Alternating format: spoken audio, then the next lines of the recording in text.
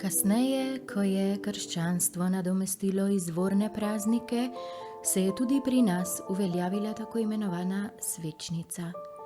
Gre za 40. dan po rojstvu Božjega sina, ki ga je morala mati pripeljati v tempelj, ga priporočiti Bogu, sama pa se je morala očistiti. Takrat je Simeon v templju ugotovil, da gre za Mesijo, ki bo svetu prinesel luč. In tako je tudi med krščanskimi pripadniki navada, da prižigajo sveče kot simbol očiščenja, značilno pa je tudi izdelovanje sveč in njihovo posvetitev v tem času za daljše obdobje. To jih opomni, da so otroci luči, svečo, svečnice pa prižigajo v času stisk, v času nesreč in v iskanju sreče. Vse te nove karakteristike pa so povzete po starejših predstavah o letu, o bogovih in boginjah, ki so skozi različne energije narave kanalizirane skozi notranje doživljanje človeka. Ta je bil včasih veliko bolj povezan z nesnovnim svetom. Večini je dobro poznan keltski praznik Imbolc, kar pomeni v trebuhu ali pa tudi ovčje mleko. Gre za čas, ko je mnogo domače živine breje in ki ravno v tem času skoti, in tako so imeli tudi ljudje nekaj novega vira hrane. Tudi to je pokazatelj novega prehoda v novo življenje. Tako so Kelti označili prehod v drugo polovico leta, svetlega leta, ki že oznanjuje prihod pomladi oziroma svetlobe. Temu prazniku vlada boginja Bridget, ki prinaša nov ogenj. V sistemu Svete Trojice boginj predstavlja aspekt mladenke, nove začetke, svežino, mladost, velja za kraljico neba, ki izraža dobrodošlico novemu letu. Pravijo, da se je rodila z ognjenim plamenom v glavi.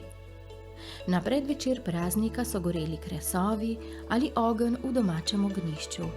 Na prvi dan februarja so ob zori ljudje prižgali mnogo luči, da so počastili vrnitev svetlobe. Tudi dan danes se na čas svečnice posveti vse sveče, s katerimi bomo delali v prihodnje, skozi vse leto, ki jih bomo prižigali zase ali pa uporabljali v obredih. V velikem delu Evrope, ki sledi prastarim izročilom, se ravno na Imbolc iniciira nove svečenice, saj jih podpirajo naravne sile prehoda. Ne glede na kulturno izročilo, pa povsod prav v tem času, v začetku februarja oziroma po slovensko svečana, tudi vesnarja, predstavlja notranje prehode v človeku, ki nas vodijo v nove naloge, nove odgovornosti, nove akcije, potem ko smo iz zimske statičnosti usmerjeni na novo pot, ki jo je začela osvetljevati nova luč.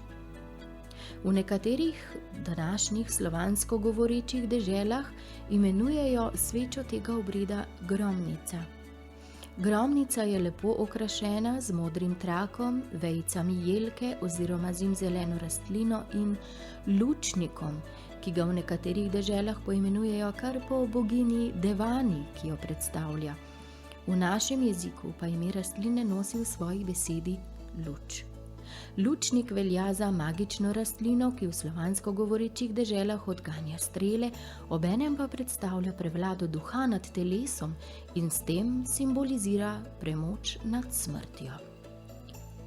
Po običaju ljudje dan po svečnici doma prižgajo nov ogenj za prehod v nov cikel, prav s posvečeno svečo gromnico, na prag, po vratih, po hiši, pa tudi v štali in v drugih poslopjih kapnejo po eno kapljo voska, da se zaščitijo pred boleznimi in nesrečo.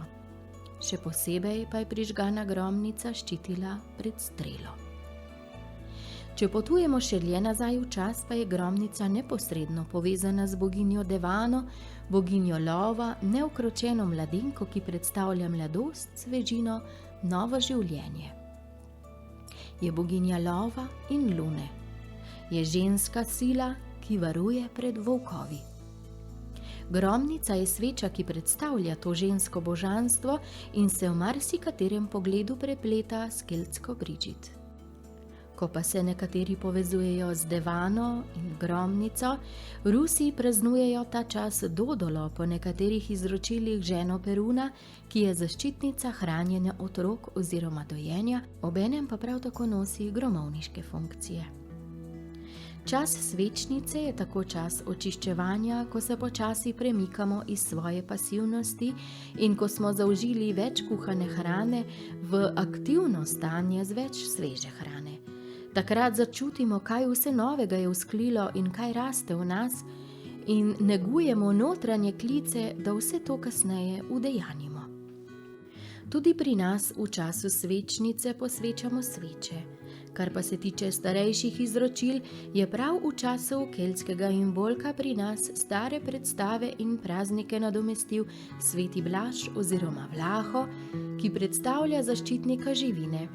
In prav tako, kot je bilo nekoč, še v času pred krščanstvom, se je na določene dni v letu, ki so veljali za praznike Velesa, še posebej lepo delalo z živalmi in takrat niso smele delati. Prav tako tudi ne v tem času, ki je kasneje postalo Blaževo, oziroma kakor pravijo stari ljudje, vse živine god. Veles je podzemno božanstvo, ki smo ga v naših videoprispevkih že večkrat omenili.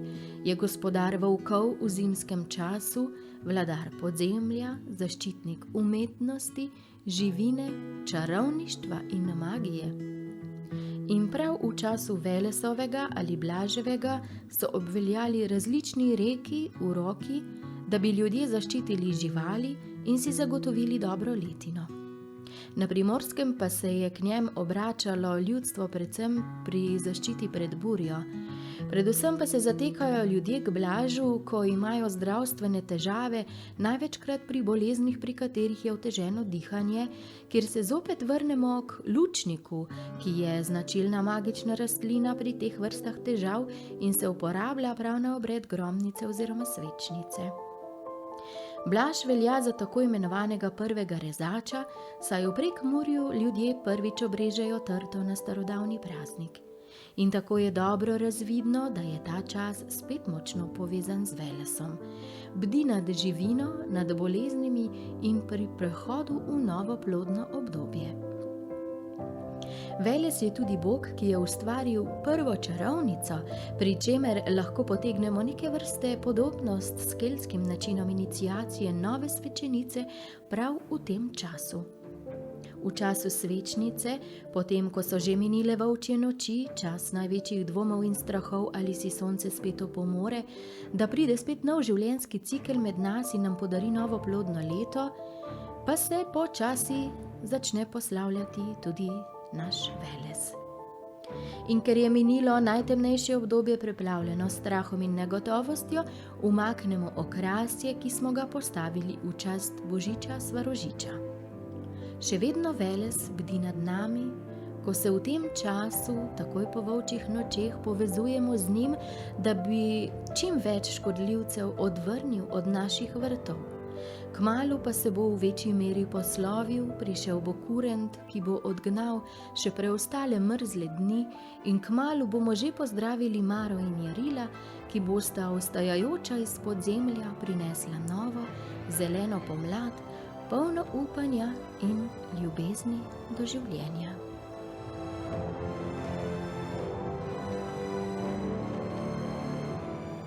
Naš obesek Velesa lahko dobite v naši spletni trgovinici Svarunica.